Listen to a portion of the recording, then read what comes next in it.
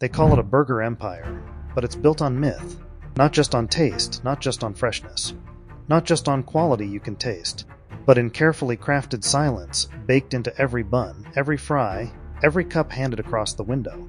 Every time you post that double-double on Instagram, every time you brag about the secret menu, every time you tell your friends it's worth the wait, you're tasting more than just a burger.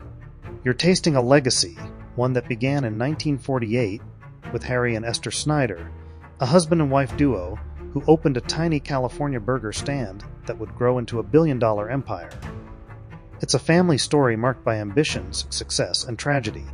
From Harry's death in 1976 to son Rich Snyder's leadership and his sudden death in a plane crash in 1993 to son Guy Snyder's brief reign before his passing in 1999.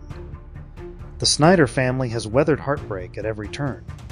Today, their granddaughter Lindsay Snyder leads as president, alongside CEO Mark Taylor, her brother-in-law, fiercely guarding the family's vision. But behind those perfectly wrapped burgers is a business that doesn't play by the fast food world's usual rules. They refuse to franchise. They refuse to go public. They refuse to expand wildly across the country or globe, even when millions beg for it. And yet, despite its small size, In-N-Out punches far above its weight. McDonald's commands a staggering 43% share of the U.S. fast food burger market. Wendy's claims about 6.5%, while In-N-Out, with less than 1% of national market share, consistently generates some of the highest per-store revenues in the industry, with fewer than 400 locations, compared to McDonald's over 40,000 worldwide. In-N-Out has proven that devotion, not scale, can drive an empire's success. Why? Why won't they open in New York, London, or Tokyo? Why do they turn away billions in expansion opportunities? What's the real reason In-Out keeps its empire so tightly sealed? Beneath the palm tree logo lies a machine, engineered not for speed, not for growth, but for control. A machine where quality is king, secrecy is queen, and family legacy is everything. Where the burgers are golden, but the price of staying small comes with a hidden cost. We praise their commitment, we worship their taste, but we rarely ask at what price. What happens inside the walls of a billion-dollar burger kingdom that refuses to follow the rules of the fast food world? This isn't just a burger story. It's a business mystery, and once you step inside, you may never look at that red and white logo the same way again. Welcome to the untold empire of In-Out Burger.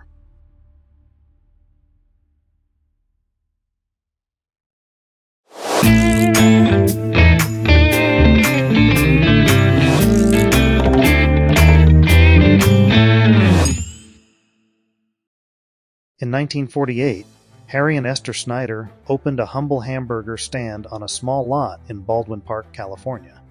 Back then, it was just two people, a tiny kitchen, and a revolutionary idea. What if a burger joint could serve fresh, made-to-order food, not frozen patties or pre-made meals?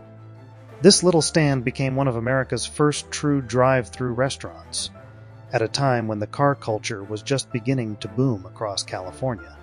While competitors raced to cut costs and speed up service, the Snyders focused on something radical, doing one thing and doing it right. Their menu was stunningly simple: burgers, fries, shakes, soft drinks. But what set them apart was the obsession with quality. They insisted on using fresh, never frozen beef, potatoes cut by hand daily, and milkshakes made with real ice cream. The Snyders believed that consistency and excellence, not just speed or marketing, would win customers' hearts. And they were right. As the decades rolled on, something strange happened. The menu barely changed. While giants like McDonald's and Burger King flooded the market with endless new items, In-N-Out stayed minimal, guarding its limited menu as fiercely as a family heirloom. Yet beneath that simple list was a secret menu, a hidden code known only to insiders. Want your burger animal style with grilled onions, pickles, and extra spread? Or protein style, swapping the bun for lettuce wraps? You just had to know how to ask. This quiet mystique fueled a cult-like devotion. In-N-Out didn't just have customers, it had superfans.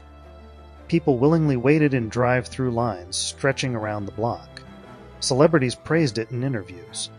Instagram is filled with snapshots of perfectly wrapped burgers and crossed palm trees.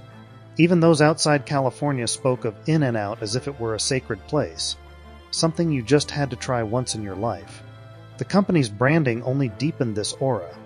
Every In-N-Out location featured its signature red and white color scheme, gleaming clean interiors, and the iconic crossed palm trees planted outside. A personal touch Harry Snyder added after watching the 1955 film, "It's a mad, mad, mad, mad world." While other fast food chains threw millions into advertising, In-N-Out let its loyal customers do the talking. Word of mouth, social media posts, celebrity endorsements.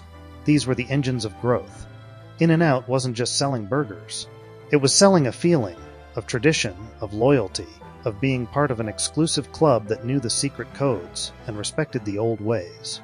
From that tiny stand in Baldwin Park, Harry and Esther Snyder had set in motion something bigger than they could have imagined. Not just a business, but a California icon, a cultural phenomenon, and the roots of what would one day become one of the most fiercely loved burger chains in the world.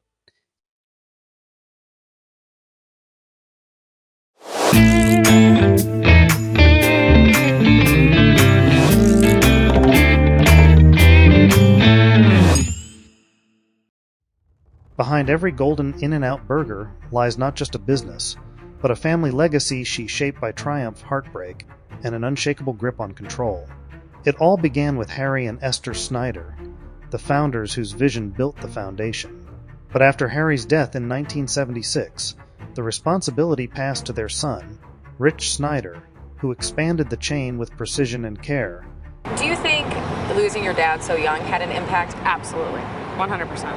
Yeah. Classic daddy issues and trying to fill that void. Fiercely protecting the company's reputation for quality. Under Rich's leadership, In-Out grew steadily, opening dozens of new locations, but always on the family's terms. Then came tragedy. In 1993, Rich died suddenly in a plane crash, sending shockwaves through the company. Leadership briefly shifted to his brother, Guy Snyder, but fate struck again when Guy passed away in 1999. In a span of just 6 years, In-N-Out lost 2 generations of its leading men, leaving the family empire at a crossroads. Enter Lindsay Snyder, Harry and Esther's granddaughter. Quiet, fiercely private, and deeply loyal to the brand's roots, Lindsay gradually took the reins as president and majority owner. We're very young when you come in to this now multi-billion-dollar corporation. What's this been like for you?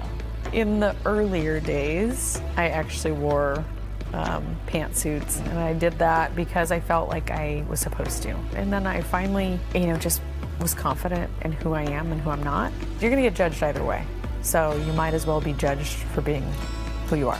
Rather than making flashy changes or chasing massive growth, she doubled down on the principles that had built In-N-Out's legend. No franchising, no reckless expansion, and no compromise on quality. Unlike most fast food giants that chase global domination, In-N-Out is careful about where it plants its palm trees. Because the chain refuses to open restaurants too far from its own distribution centers. It controls its own meat production, ensuring every burger is fresh, never frozen, and every fry is hand-cut from real potatoes, not mass-produced in a faraway factory. This obsession with consistency limits expansion, but it also protects what makes In-N-Out special, and financially. Despite refusing to go public, rejecting outside investors, and shunning traditional advertising, In-N-Out has become a billion-dollar empire. Exact revenue numbers are kept secret, but estimates place the company's yearly sales well over $1 billion, with razor-sharp profit margins envied across the industry. Where other companies chase growth at all costs, In-N-Out chases loyalty, quality, and control. It's a fortress not just of burgers and fries, but of family legacy, business discipline, and an almost mythic sense of exclusivity.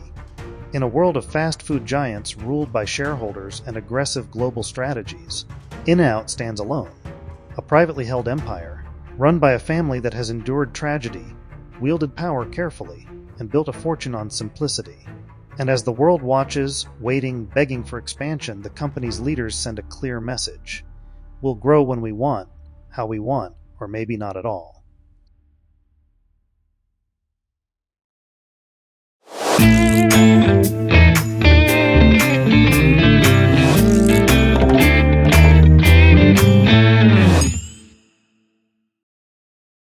Even legends cast shadows.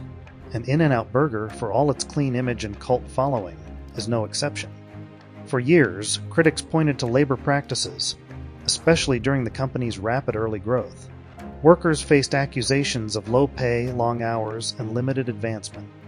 While In-N-Out has since raised wages, often paying above industry standards, questions remain about working conditions behind those spotless counters and smiling drive-through windows. Then there are the quiet signals hidden in plain sight.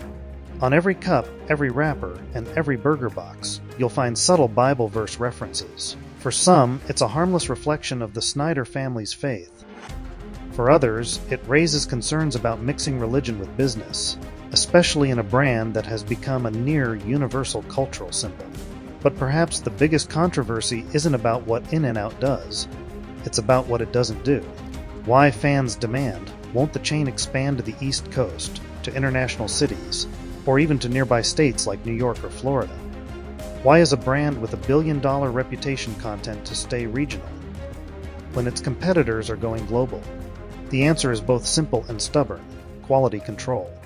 In-N-Out's commitment to using its own distribution network, ensuring everything is fresh, not frozen, limits how far it can reach. Without franchising or outsourcing, the brand simply can't stretch too far from its supply hubs.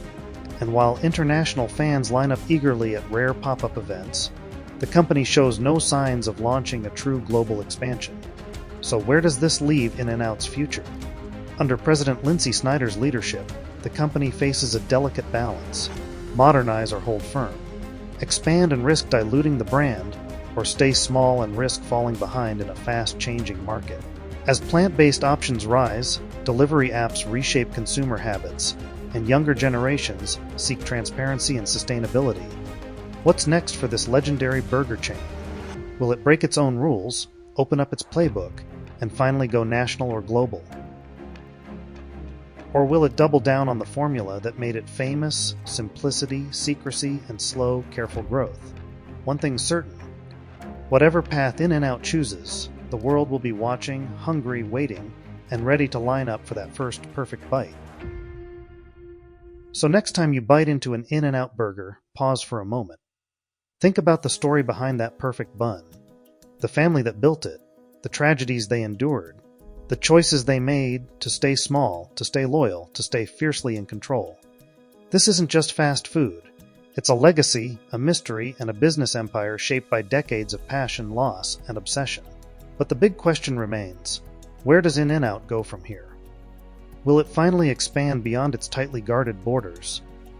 Will it embrace the global hunger for its iconic burgers, or will it stay locked behind the West Coast walls it's always known? We want to hear from you. Would you wait in line for hours just to taste In-N-Out? Do you think they should expand across the country, or stay true to their roots? What's your favorite secret menu item?